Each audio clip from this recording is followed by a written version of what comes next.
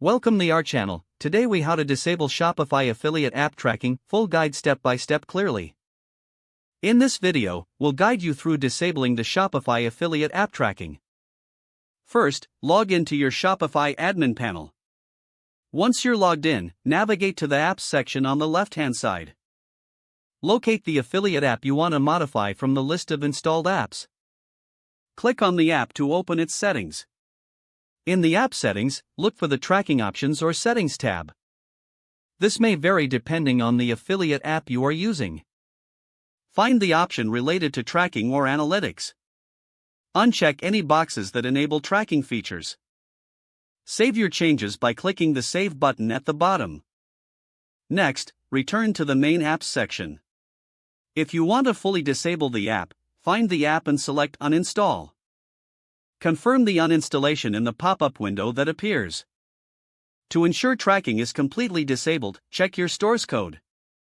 Go to Online Store and then Themes from the left-hand menu. Select Actions next to your current theme and choose Edit Code.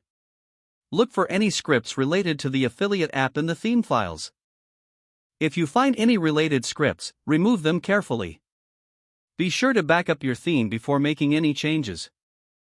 After making changes, check your storefront to ensure everything functions correctly.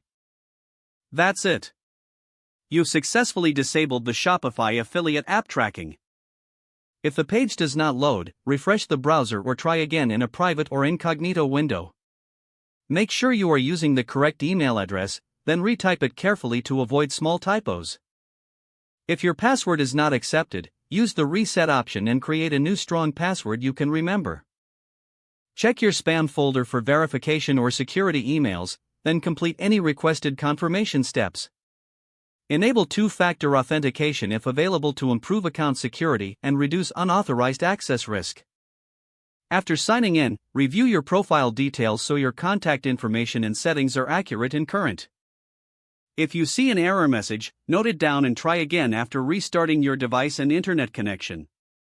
Don't forget to like this video and subscribe to our channel for more step-by-step tech guides.